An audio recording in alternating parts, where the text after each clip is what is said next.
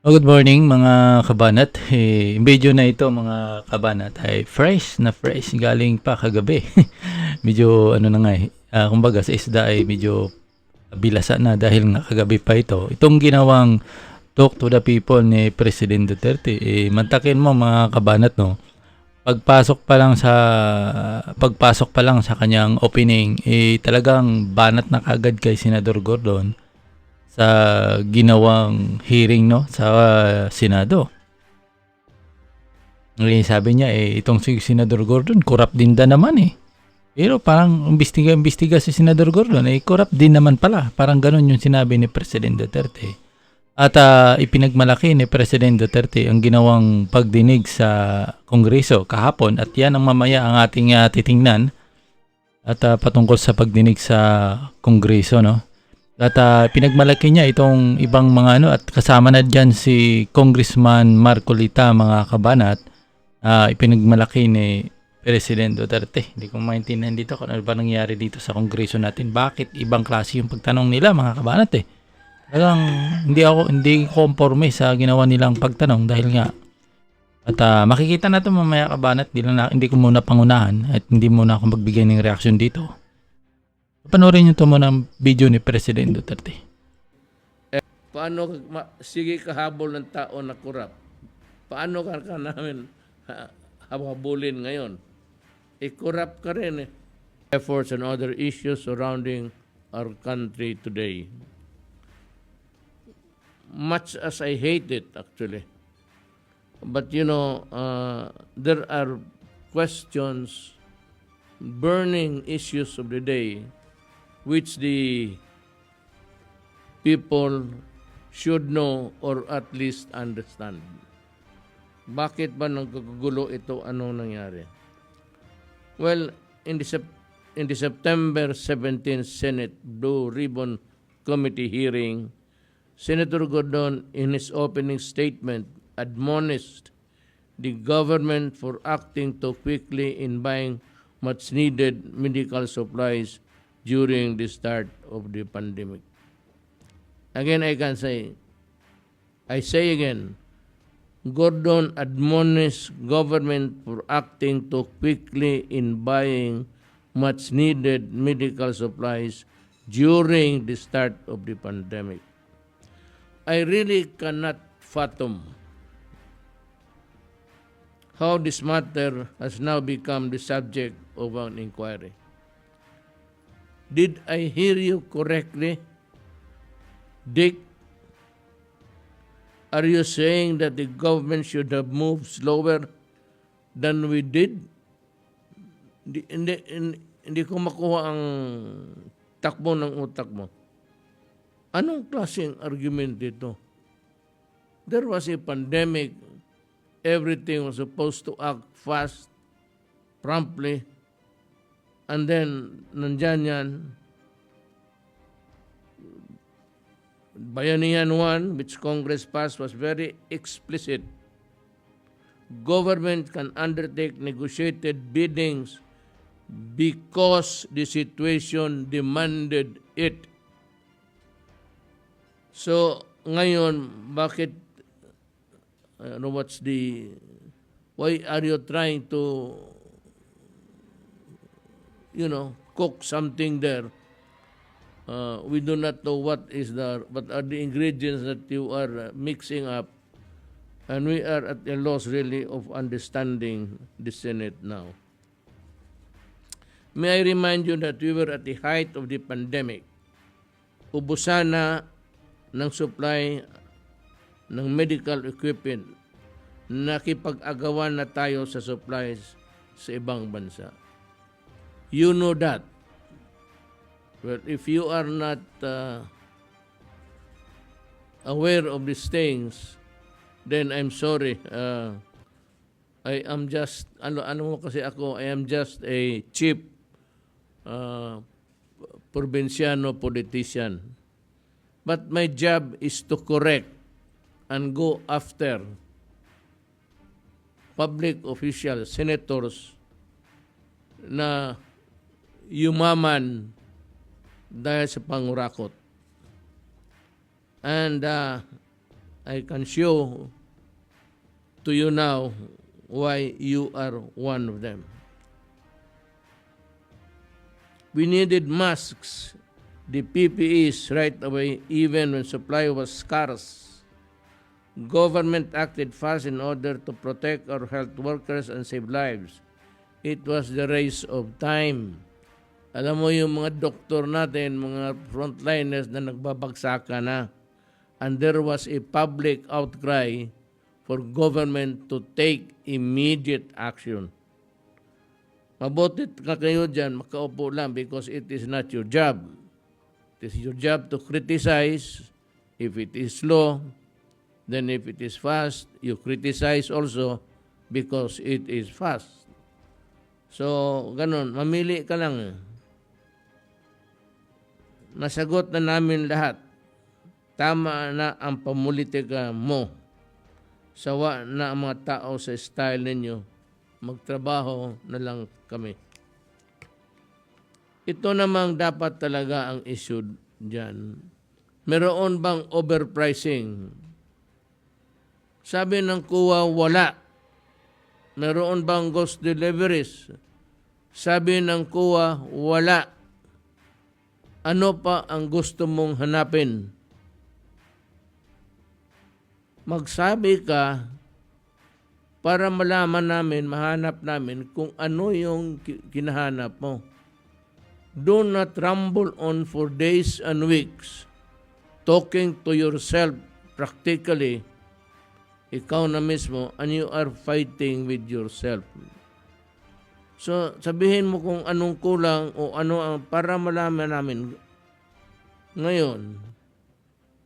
Kung meron kang nakita, ilabas mo na para malaman namin kung ano yan. And because you could not find any overpricing, or is it because a witch hunt, a fishing expedition for a political purpose? Na kunwari sa panahon na ito, ikaw yung graft buster, ikaw yung naghahanap ng katiwalian sa gobyerno. Well, tignan natin. In the following pages, I will tell you why you are a farce.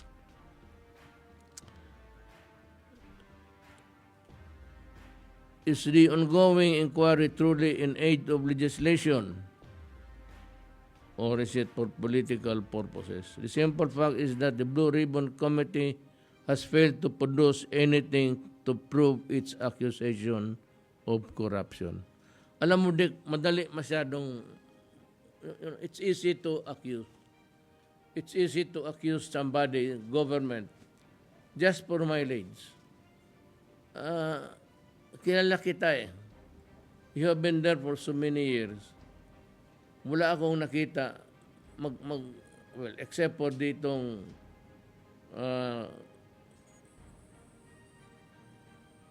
kay Napolis.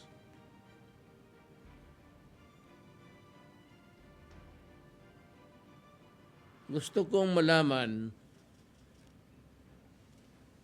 na tumanggap ka ba ng 88 million sa PDAF mo. Ito, kung totoo lang, inidikit mo sa PDAF, pinarking mo doon yung PDAF mo. So, you commingled it with the money of the Congress, of the Red Cross, and of Congress, yung nakuha mo. Ngayon, the money is lost forever. It cannot be accounted for if this is true. Kung totoo itong pinarking mo talaga.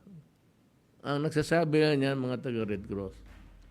Nasaan na ngayon yung, I do not have the correct figure, but it's 88. Tinawag lang sa akin sa cellphone, masama pa ang linya, na meron kang nakuha, inisali mo doon sa pera ng Red Cross.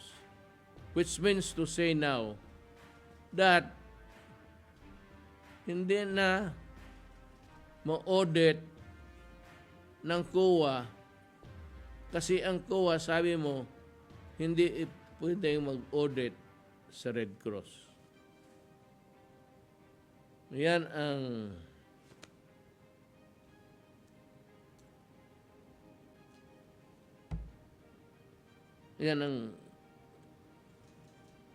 kung totoo ito.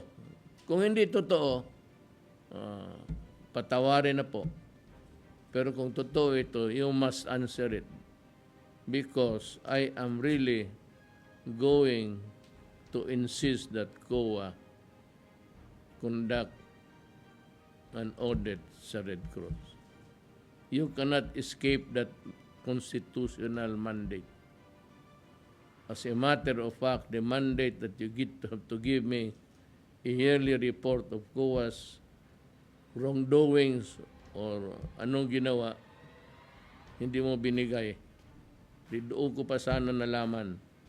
Kasi yon ipapasa ko sa mga accountants. Anto COA, maybe. Pero wala kang binigay. So wala kaming, government is left empty-handed. Paano, sige kahabol ng tao na korap? Paano ka namin habulin ngayon? Korap ka rin eh. Sabi ko nga, I am a chief politician. You are correct. I am a probinsyano. You are correct. Pero our mission here, by joining government, is to go after politicians like you who have enriched themselves, milking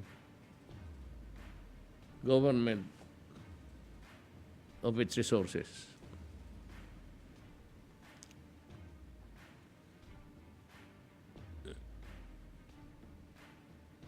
The simple fact is that the Blue Ribbon Committee has failed to produce anything to prove its accusation of corruption.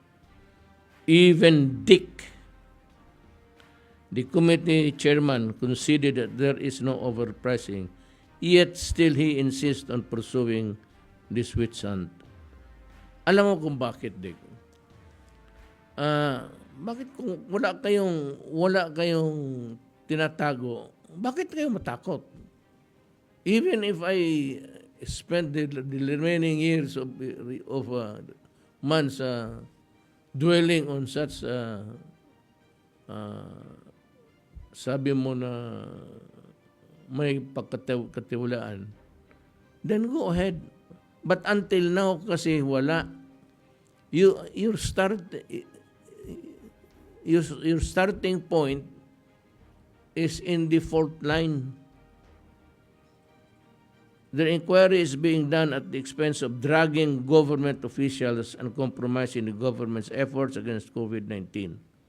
At the time when cases are at all-time high and with thousands of our people getting sick and dying. Nandito, instead of working overtime, nandito si Secretary Galvez, nandito si Secretary Doki, nandito si Director General. When they're supposed to do their homework kasi maraming mga questions and doubts about maraming medisina. Even the ivermectin.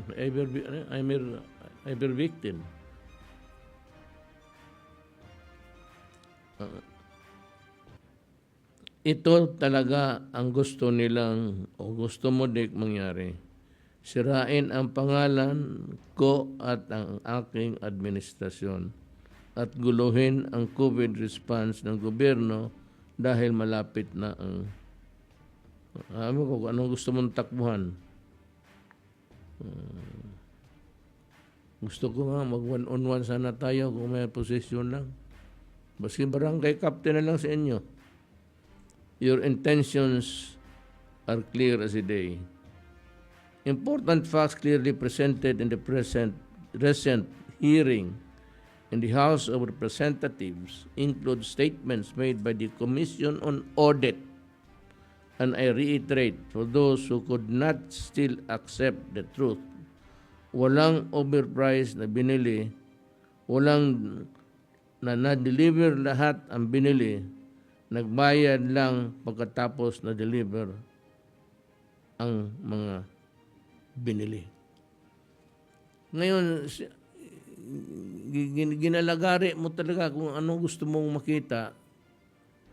Akala namin it was really just a simple truth of finding out whether there was really prompt deliveries, prompt payments and all, and everything was in order. It appears to you now as you are grinding something that is really politics. Dick, sabihin ko sa iyo, I will show you why in the next pages. You can still go to the courts and file the cases if you want. You have the ombudsman. You can go for civil actions to recover the money. Anything that is possible that a lawyer can think of, especially if he is bent on not really cracking anybody's head, but cracking your own ears.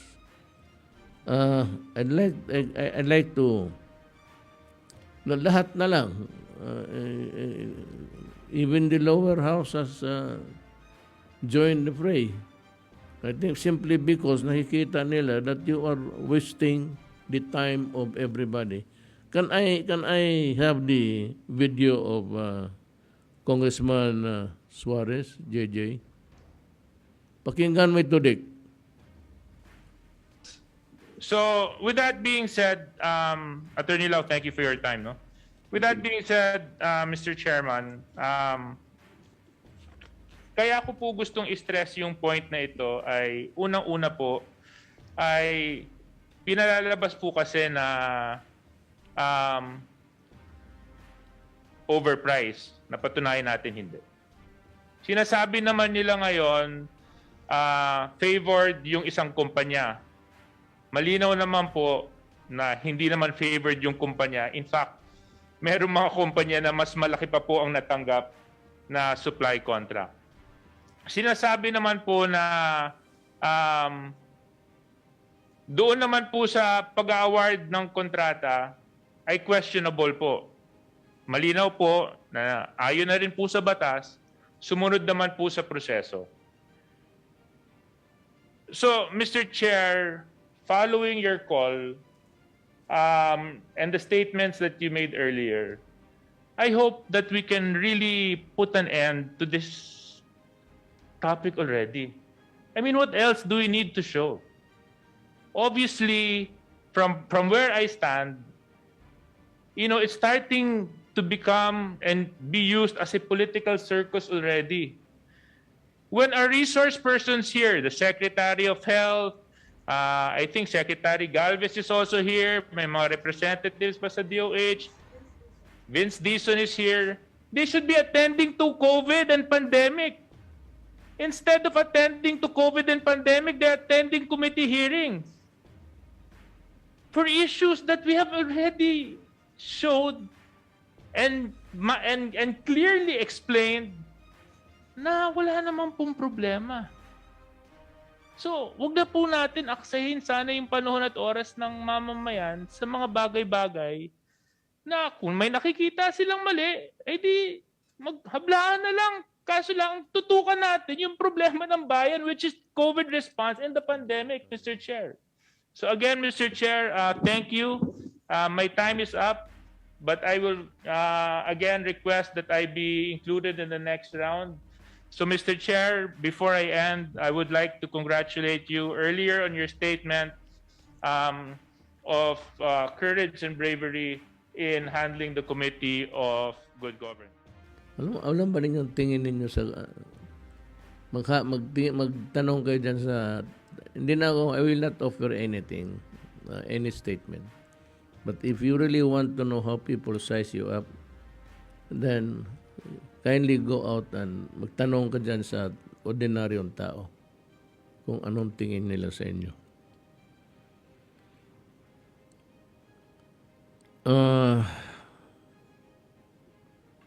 I'd like to hear Congressman Marcoleta.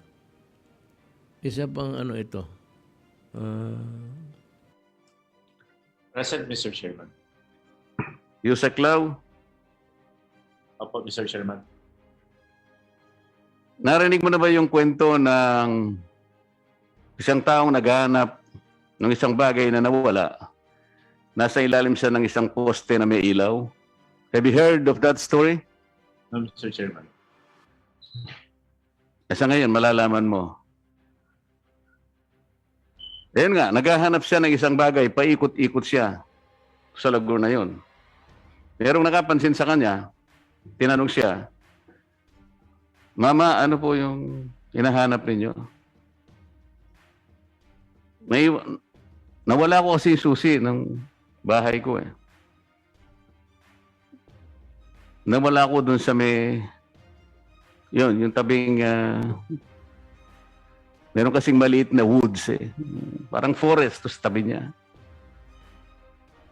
Nagtaka yung tao na nagtanong sa kanya, doon po pala nawala.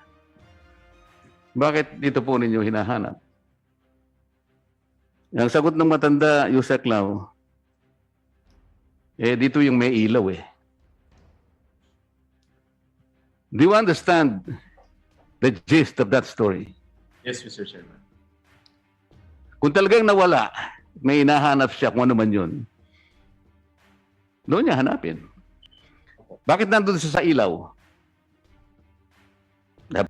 So yan mga kabano, tila walang nakita si President Duterte na anomalya sa pagitan ng pag-procure sa pagbili ng PSDVM at saka Parmali. No? Wala siya nakita dyan mga kabanat. Pati na itong mga congressman na nagkaroon ng hearing kahapon. At ayun lang na misplace ko, hindi ko na kasi kahapon ay sakto talaga na sagsaga na inaayos yung internet, no, napakabit pero na-delete talaga. So ngayon isisikapin ko mga kabanat pero hindi ko ila-live. Kukunin ko lang yung mga punto na ginamit ni President Duterte na basihan dito. Itong si Congressman Marcolita sa part ng pagtatanong doon mga kabanat, yun ang kukunin natin. Kasi nakita ko yung post ni Congressman Marcolita at kumbaga ang pagtatanong ni Congressman Marcolita at ginamit na basihan ng PTB o itong sa Malacanang na nagsabihan niya na walang korupsyon sa pagbili ng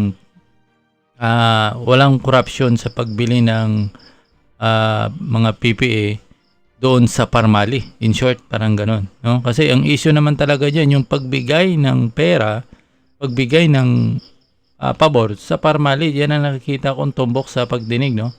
Kung sana walang ang kapital tapos sasabihin walang. Ang tinutumbok kasi ng pagdinig sa Kongreso at tinatanong nila lagi nilang tinatanong, may corruption ba? Tatanungin niyo yung Parmali, tatanungin niyo yung PSDVM, tatanungin yung COA. Napakasimpleng logic diyan eh. Napakasimple. Ikaw ba magnanakaw? Sasabihin mo ba na nanakawin mo ba direct yan? Kung ikaw ba magnanakaw, ipakita mo ba na overprice yung binili mo? Kahit yung realidad bibili ako. Diba? Bibili kaya ako ng bigas na 100 per kilo? Bibili kaya ako nun? Hindi kaya ako mahalata? Napakasimpleng logic. Dapat laliman yung investigation dyan yung mga kabanat. Dahil nga nakikita natin, hindi ko naman sinabi ito corrupt ginawa nila. Pero kailangan talaga makita yung totoo dyan kung talaga bang legal yung pagkita nila. Ibig sabihin, sinabi kong legal, dapat makita kung talaga yung kinita nila, kumita nga sila sa negosyo ay legal. Hindi baka mamaya kumita nga sila tubulugaw naman. Yan ay isang pangdarambong din mga kabanat. So yan muna, i-discuss natin yan sa sunod ating kwentuhan mga kabanat.